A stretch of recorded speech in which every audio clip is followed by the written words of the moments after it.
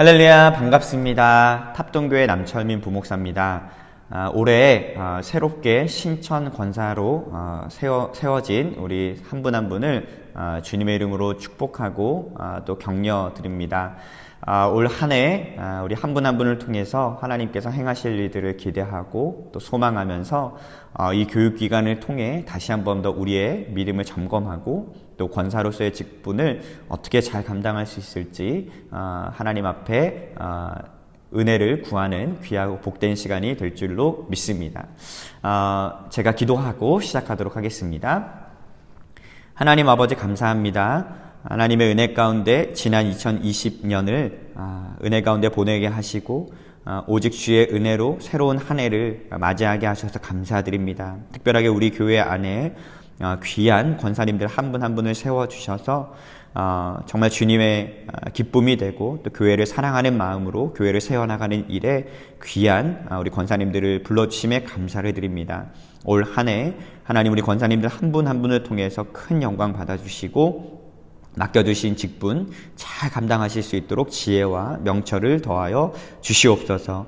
하나님 4주 동안 진행되는 이 교육기간을 통해서 하나님의 은혜를 더하여 주시고 또 우리의 신앙을 다시 한 번 더 돌아보며 어떻게 권사의 직분을 감당할 수 있을지 주님의 은혜 가운데 온전하게 세움받는 귀하고 복된 시간이 될 수 있도록 축복해 주시옵소서.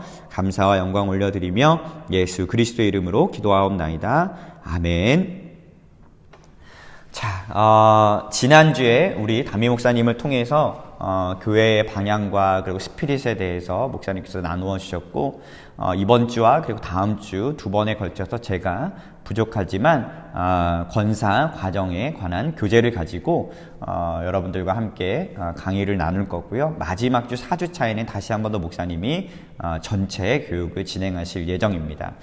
그래서 여러분들 각자 계신 자리에서 여러분들이 가지고 계신 섬기는 하나님의 사랑 집사와 권사 이 책을 교재를 꼭 펼치시고 저를 따라서 같이 하나님의 은혜를 나누셨으면 좋겠습니다. 자, 그러면 저희가 가지고 있는 교재 57페이지에 보면 권사 과정이 되어 있는데요. 오늘은 저와 함께 신약 복음서 그리고 구약 율법서에 관한 이야기를 나누고요. 다음 시간에는 감리교 교회와 감리회 교회와 의회 제도 그리고 권사의 직무에 관해서 내용을 살펴보도록 하겠습니다. 먼저 58페이지를 넘기시면 신약 복음서에 관한 이야기가 나와 있는데요. 여기에 담겨져 있는 내용들은 여러분들이 오랫동안 신앙생활을 하셨기 때문에 대부분은 잘 알지는 내용이겠지만 또 우리 권사님들은 조금 더 심층적인 내용들이 담겨져 있기에 제가 짧게 설명을 드리고 다시 한 번 더 말씀을 정리하는 시간을 가지도록 그렇게 하겠습니다. 자, 먼저 성서에 대한 기본 이해, 제가 여러분들에게 말씀드리지 않아도 여러분 너무나도 잘 아시고 있을 거라고 생각이 듭니다. 성경은 하나님의 말씀이죠. 그리고 이 성경은 하나님의 말씀을 듣는 통로입니다. 그래서 우리가 하나님의 말씀에 순종하기 위해서는 반드시 이 성경을 가까이 해야 하고 말씀과 기도로 거룩하여질 수 있기 때문에 우리의 삶 속에서 하나님의 말씀을 가까이 하는 직분자들이 될 때 하나님이 역사하신다는 것을 여러분들이 꼭 기억하셨으면 좋겠습니다. 자, 두 번째, 복음서들의 성격에 대해서 여러분들 제가 잠깐 말씀을 나눌 텐데요. 여러분, 이 복음서는 4개로 구성이 되어 있죠. 마태복음, 마가복음, 누가복음, 요한복음. 이 4가지 복음서를 우리가 복음서라고 합니다. 이 4개의 복음서가 공통적으로 보여주는 내용이 있는데요. 그것은 무엇이냐면 예수님이 메시아이시라는 것과 그리고 예수님께서 우리를 위해서 고통을 당하시고 순환을 당하시고 죽으셨다는 것, 그리고 죄와 사망의 권세에서 다시 부활하셨다는 것. 그래서 하나님의 구원의 역사가 이 십자가와 부활의 사건을 통해서 일어났다는 것을 공통적으로 이 4개의 복음서가 보여주고 있습니다. 이 복음서가 기록된 목적은 무엇이냐면 예수님이 하나님의 아들이시라는 것을 증언하고요. 그리고 이 사실을 믿는 모든 자에게 무엇을 주시느냐? 구원의 은혜를 주신다. 이것이 바로 복음서를 기록한 목적이라고 보시면 되겠습니다. 자, 그렇다면 먼저 저희가 살펴볼 이 복음서 내용은요, 마가복음인데요. 왜 마태복음을 먼저 살펴보지 않고 마가복음을 먼저 살펴보느냐 의아해하실 분도 있으실 텐데, 네 복음서 가운데 가장 먼저 연대순으로 기록된 것이 바로 마가복음이기 때문입니다. 1장 1절을 보면 하나님의 아들 예수 그리스도의 복음의 시작이라 라고 선언을 하면서 예수 그리스도의 사건을 무엇으로 규정을 하면서 시작하냐면 복음으로 규정을 하고 시작합니다. 복음이라는 것이 무엇이냐면 굿뉴스죠. 굿뉴스죠. 좋은 소식. 그러니까 예수 그리스도의 사건, 하나님의 아들 예수 그리스도는 우리에게 너무나도 좋고 복된 소식이라는 것을 선포하고 시작하는 것이 이 마가복음이라고 보시면 되겠습니다. 특별하게 마가복음은요, 다른 복음서들에 비해서 간결하다는 것이 특징인데요. 가장 짧은 16장으로 구성되어 있습니다.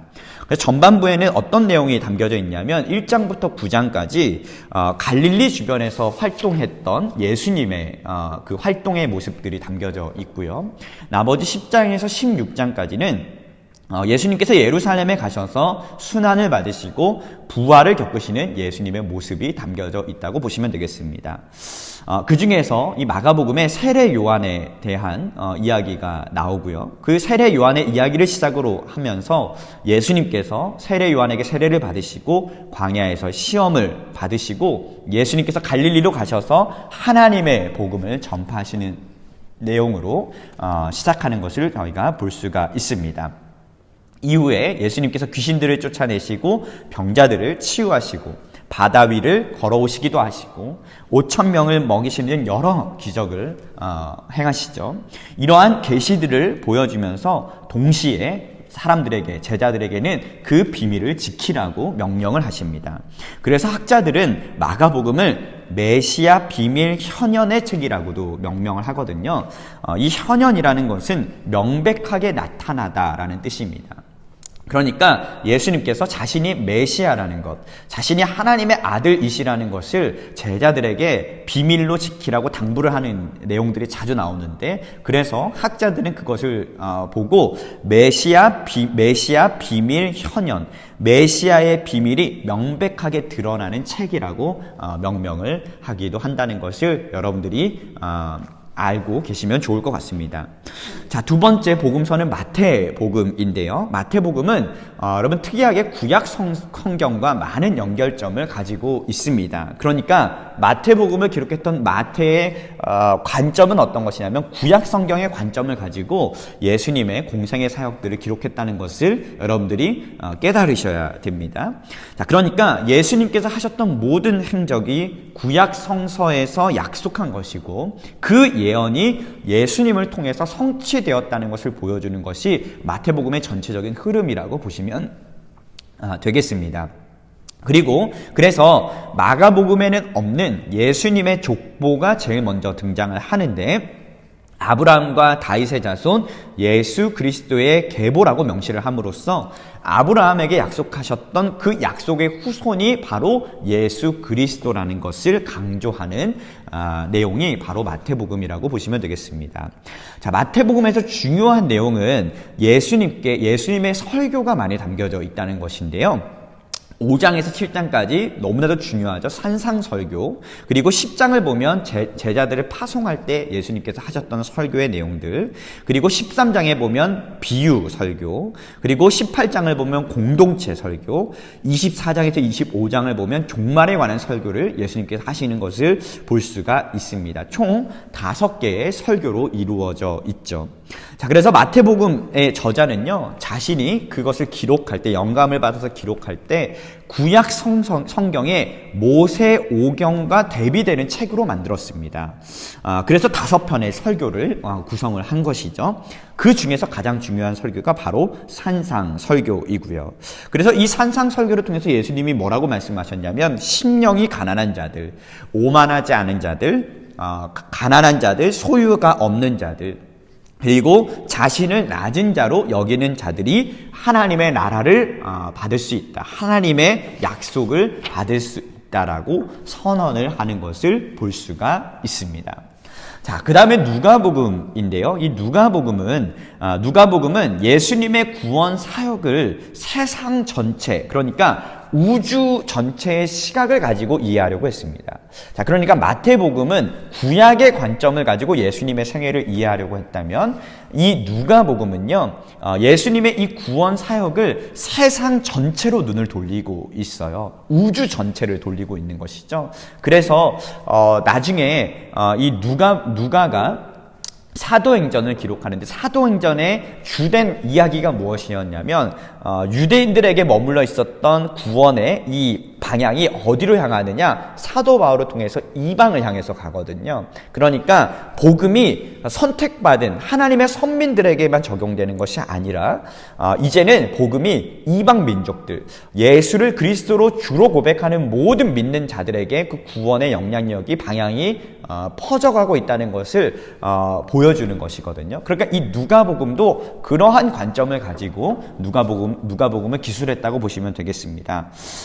그래서 족보가 어디까지 가냐면 아담과 하나님에게까지 가거든요. 그러니까 마태복음하고 굉장히 비교되는 장면이죠. 그래서 이 누가복음은요, 그래서 특별하게 가난한 자들, 그리고 소외된 자들, 여인들, 이방인들에게 관심을 가지는 것을 볼 수가 있습니다. 그래서 예수님은 예수님의 사역 전체를 통해서 가난하고 낙고 천하고 소외된 자들을 자꾸 등장시키면서 이제는 그 구원의 역사들이 어디로 향하느냐, 선택받은 이스라엘 백성들뿐만 아니라 이방을 향해서 가고 있다. 이것의 주된 관점이 바로 누가복음이라고 보시면 되겠습니다. 자, 그 다음에 마지막 요한복음인데요. 여러분, 요한복음은 크게 전반부와 후반부로 나눌 수가 있습니다. 전반부는 1장부터 12장까지인데요. 여기에는 어떤 내용이 담겨져 있냐면 세상 속에서 활동하시는 예수님에 관한 기록이 담겨져 있습니다. 그리고 후반부인 13장에서 17장까지는요, 제자들을 향한 당부의 말씀이 담겨져 있다고 보시면 되겠습니다. 그래서 예수님이 제자들에게 뭐라고 당부를 하시냐면, 첫 번째, 서로 사랑하라, 이렇게 당부를 하시고, 두 번째는 보혜사 성령을 보내줄 테니 약속하신 것을 받기까지 예루살렘에서 기다리라, 이렇게 당부의 말씀을 하시는 것을 볼 수가 있죠. 자, 그런데 요한복음은요, 굉장히 중요한 세 가지 내용을 담고 있는 것을 볼 수가 있습니다. 첫 번째 내용은 무엇이냐면 예수님은 누구신가라는 물음에 대해서 답을 하고 있다는 거예요. 자, 그래서 예수님을 뭐라고 설명을 하냐면 요한복음 곳곳에 보면 내가 곧 길이요 진리요 생명이다. 그러니까 예수님이 길이고 진리고 생명이라는 것을 설명을 하고 있습니다. 그래서 요한복음 전체를 보면 예수님이 나는 뭐뭇이다 라는 문장의 구조가 자주 등장하는 것을 볼 수가 있습니다. 그래서 요한복음을 정말 복음 중에 복음이라고 이야기하는 이유죠. 왜냐하면 예수님이 어떤 분이신지 다른 복음서들보다 더 명확하게 그리고 풍성하게 알 수 있는 복음서가 바로 이 요한복음이기 때문입니다. 그래서 여러분들이 잘 알고 있는 것처럼 요한복음 3장 16절과 같은 유명한 성경 구절들도 우리가 잘 알고 있는 것이죠. 자, 그 다음에 요한복음의 특징 두 번째 내용은요, 요한복음은 처음부터 끝까지 보지 못하고 깨닫지 못하는 인간들의 무지함을 깨우쳐 보게 해주시는 계시자로서의 예수님을 계속해서 강조하고요. 그리고 그 계시자이신 예수님을 믿음으로 얻게 되는 본질적인 삶에 대해서 이야기를 하고 있는 것을 보게 됩니다. 자, 그 다음에 세 번째 특징은요, 요한복음에서 굉장히 중요하게 이야기하는 부분이 구원의 현재성에 관한 강조점이에요. 그러니까 지금 이 순간 우리는 이미 구원 안에 있다는 사실을 설명을 합니다. 그래서 5장 24절을 보면 이렇게 말씀하죠. 나 보내신 이를 믿는 자는 영생을 얻었고 심판에 이르지 아니하나니 사망에서 생명으로 옮겼느니라. 그러니까 이미 그 구원이 우리에게 임했다는 것. 그러니까 구원의 현재성에 대해서 설명하는 본문이 바로 이 요한복음이라고 보시면 되겠습니다. 자, 여러분, 그래서 복음서에서 하신 예수님의 그 행적과 그리고 그 구원의 사역을 한마디로 종합하면 이 4개의 복음서가 궁극적으로 우리에게 말하려고 하는 것이 무엇이냐? 바로 예수님이 하나님의 나라를 미리 사셨다라고 정리할 수 있겠습니다. 조금 어려운데 그게 무슨 의미냐면 예수님께서 우리에게 새로운 계명을 주시면서 너희가 서로 사랑하면 이로써 모든 사람이 너희가 내 제자인 줄 알리라 라고 말씀하셨거든요. 그러니까 예수님이 전하신 이 사랑의 기쁜 소식은 언젠가 오게 될 묵시적 미래의 희망을 두는 것이 아니라 이미 하나님의 통치가 시작되고 하나님의 나라가 우리 삶 가운데 이루어져 있다는 것을 강조하는 것이 이 복음서의 주된 내용이라고 보시면 되겠습니다. 그러니까 여러분들이 이 4개의 복음서를 읽으시면서 단순히 2000년 전, 과거에 약 2000년 전에 일어났던 역사적 사건으로 그치면 안 되고 또 그것에 담겨져 있는 미래에 관한, 앞으로 다가오게 될 그 미래에 관한 이야기들이 나랑은 상관없어 라고 여러분 딱 단정 지으시면 안 되고 그 복음서에 담겨져 있는 그 복음의 내용들이 지금 이 순간 내 삶에 때마다 일마다 부딪히는 삶의 문제 속에서 정말 하나님의 나라가 예수 그리스도께서 선포하신 그 복음의 역사가 내 삶 속에서 온전하게 일어날 수 있도록 믿음을 가지고 살아가는 것이 우리에게 너무나도 중요하다는 것을 여러분 이 복음서를 통해서 깨달으셔야 되는 거예요. 그럴 때 하나님이 허락하시는 은혜와 역사가 우리의 삶 가운데 일어나게 된다는 것을 이 복음서가 보여주고 있는 것입니다. 이 복음서를 여러분 꼭 더 깊이 한 번 더 읽어보셔서 정말 주님이 어떤 분이신지 또 예수님이 어떤 일을 우리 삶 가운데 이루셨는지를 다시 한 번 더 새로운 눈으로 바라보실 수 있는 우리 모든 권사님들이 될 수 있기를 주님의 이름으로 축복합니다. 자, 다음 저희가 알아볼 것은요, 구약 율법서에 관한 이야기입니다. 자, 여러분, 율법서는 첫 번째 오경, 우리가 모세 오경이라고 이야기를 하는데요.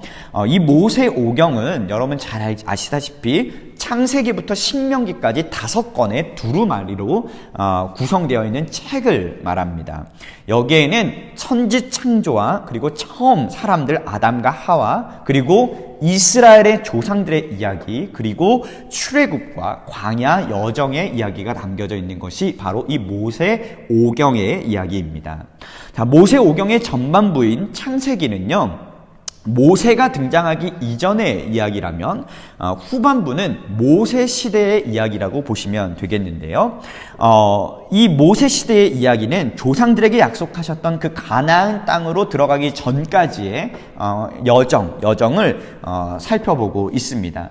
특별하게 그 여정 속에서 정말 중요한 사건이었던 시내산에서 11개월 정도를 머무면서 뭘 받게 되느냐? 하나님으로부터 율법을 받고 10계명을 받게 됩니다. 그래서 이것을 뭐라고 이야기를 하냐면 토라라고 이야기를 하거든요. 이 토라는 바로 말 그대로 율법, 구약의 율법을 의미를 하는데 이스라엘에게 주신 하나님의 말씀이자 가르침이었어요. 그래서 600개가 넘는 조항을 통해서 이스라엘 백성들이 앞으로 광야 생활뿐만 아니라 적과 꿀이 흐르는 땅, 하나님께서 약속하신 그 가나안 땅에 들어갔을 때 어떻게 율법을 지키면서 살아야 하는지, 하나님의 백성으로 살아야 하는지를 하나님이 직접 모세를 통해서 가르쳐 주신 것이 이 토라, 율법이기 때문에 이스라엘 백성들에게는 굉장히 중요한 내용이었습니다. 그것이 이 모세 오경 안에 담겨져 있다고 보시면 되겠습니다. 자, 그렇다면 하나하나 저희가 좀 뜯어서 살펴보도록 하겠습니다. 자, 먼저 창세기에 대해서 저희가 좀 살펴볼 텐데요. 내용은 여러분들이 잘 아실 거라고 생각해요. 여러분, 창세기의 히브리어 이름이 뭐냐면 브레시트라는 단어를 쓰고 있거든요.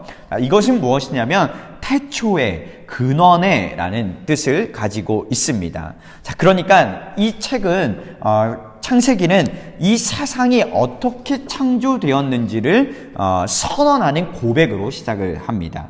그래서 창세기 전반부 1장부터 11장까지는요, 인류의 기원과 관련한 이야기가 담겨져 있습니다.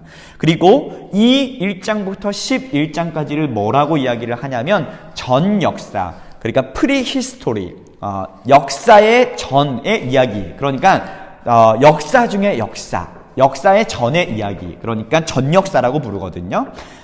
그래서 전역사, 원역사라고 부르는 것이 이 1장부터 11장까지의 내용이라고 보시면 되겠습니다.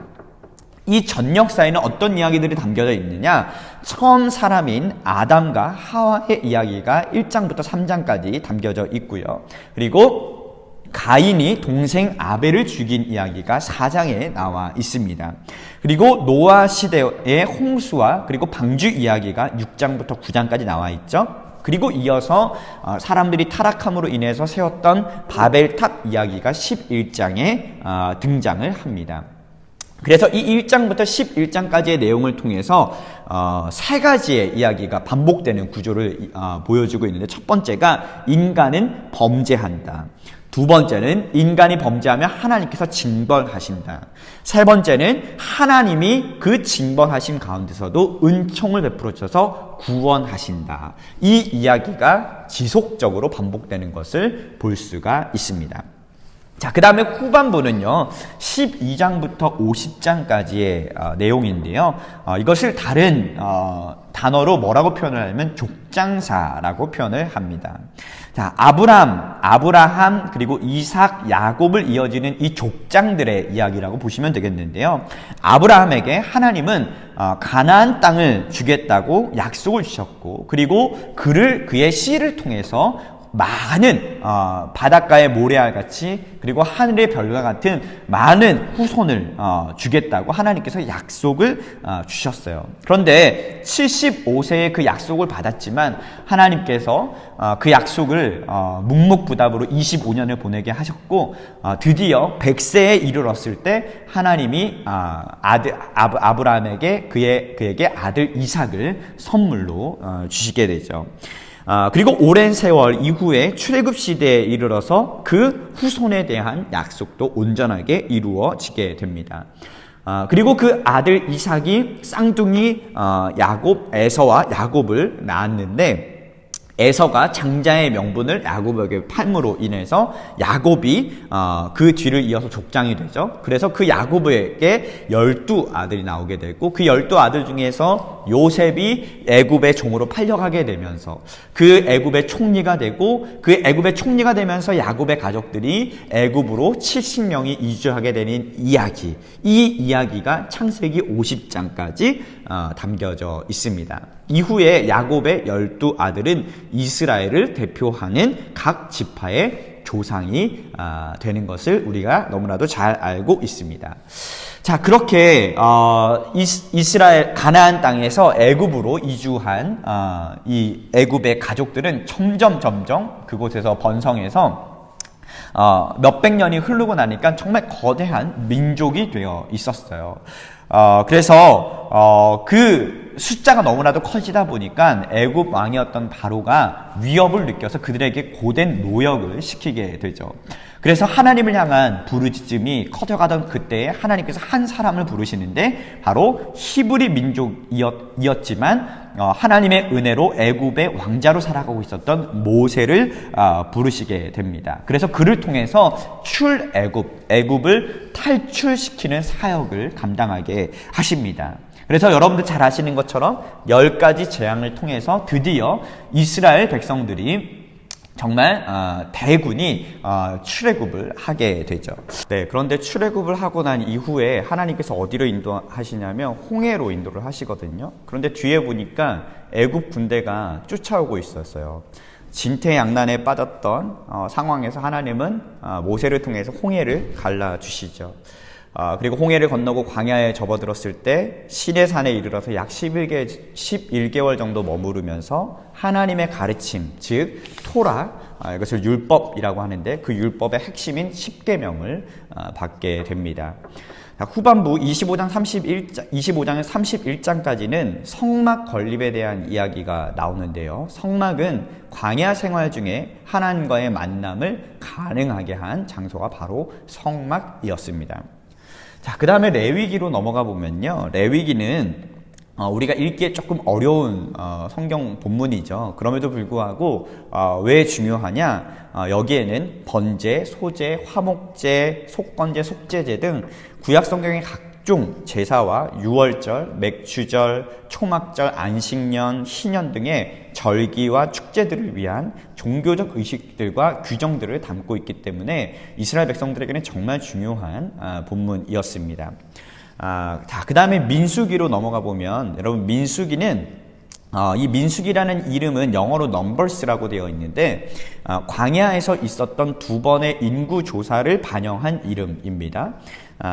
그런데 민수기는 히브리어로는 베미드바로라는 단어를 쓰고 있거든요. 그 뜻은 광야에서입니다. 그러니까 광야에서 인구조사를 통해 이 이스라엘 백성들이 깨달아야 할 것이 무엇이었냐면 사람이 살 수 없는 악조건으로 가득한 광야 한가운데서 하나님이 어떻게 자신의 백성을 인도하셨는지, 또 이스라엘에게 필요한 모든 것을 어떻게 하나님께서 공급해 주셨는지를 보여주면서 광야 여정 중에 이스라엘과 함께 하신 하나님의 임재와 은혜를 증거를 합니다. 그래서 이스라엘 백성들이 반석에서 물도 얻게 되고 또 하늘에서 만나도 얻게 되고 메추라기도 얻게 되는 놀라운 기적들을 경험하게 되는 것이죠. 자, 마지막 신명기는요. 신명기의 영어 이름은 듀트로놈이라고 해서 두 번째 주어진 말씀이라는 뜻입니다. 그러니까 이전에 시내산에서 약 11개월을 머물면서 받았던 그 율법 토라를 다시 반복한다는 의미를 담고 있다고 보시면 되겠어요. 신명기는 모세가 모압 평지에서 행한 3번의 설교를 담고 있거든요. 그래서 그 고별 설교를 통해서 이제 출애굽 1세대들이 다 광야에서 죽고 그 뒤를 이어서 출애굽 2세대들이 약속하신 그 가나안 땅에 들어갔을 때 어떻게 하나님의 백성답게 살아야 할지를 모세가 이 세상을 떠나기 전에 정말 아비의 심정으로, 정말 피를 토하는 심정으로 마지막 고별 설교를 하는 게 바로 이 신명기라고 보시면 되겠습니다. 그래서 이 신명기를 통해서 모세가 궁극적으로 출애굽 2세대들에게 하고 싶었던 이야기가 뭐냐면 하나님의 말씀에 순종하면서 하나님의 백성답게 살아야 한다고 강조를 하는 것을 보고 있습니다. 그런데 안타깝게도 신명기 마지막에 너는 그리로 건너가지 못하리라 라는 하나님의 명령 때문에 모세는 그 약속하신 가나안 땅을 눈으로만 바라볼 수밖에 없었어요. 그리고 생을 마감하고 모세가 어떤 사람이었는지, 그가 어떤 하나님의 지도자였는지를 평가하는 마지막 내용이 담겨져 있는 것이 신명기입니다. 이렇게 해서 이 구약의 율법서들이 이루어져 있는데요. 우리 권사님들 되시는 분들은 뭐 제가 따로 말씀드리지 않아도 다 내용들은 다 아실 거라고 생각이 들어요. 신약서의 복음서와 그리고 구약의 율법서들, 앞으로 우리 권사님들이 직분을 감당하시는 데에 이 하나님의 말씀들이 정말 직분을 감당하는 데 정말 도움이 되었으면 좋겠고, 하나님께서는 하나님의 말씀을 가까이 하는 사람을 찾으시고 그 사람을 통해서 하나님께서 역사하시고 하나님의 뜻을 이루어 가신다는 것을 우리 권사님들께서 꼭 기억하셨으면 좋겠습니다. 하나님께서 이렇게 말씀하셨습니다. 말씀과 기도로 거룩하여진다. 올 한 해 말씀과 그리고 그 말씀을 붙들고 기도함으로 거룩하여지는 우리 신천 권사님들 되셔서 우리 교회를 아름답게 세워나가고 그리스도의 몸된 교회를 정말 각자의 자리에서 잘 감당하여 하나님께 영광 올려드리고 또 권사록서의 직분을 아름답게 잘 감당하실 수 있는 우리 신천 권사님들 한 분 한 분이 되실 수 있기를 주님의 이름으로 축복합니다. 사랑하고 축복합니다. 감사합니다.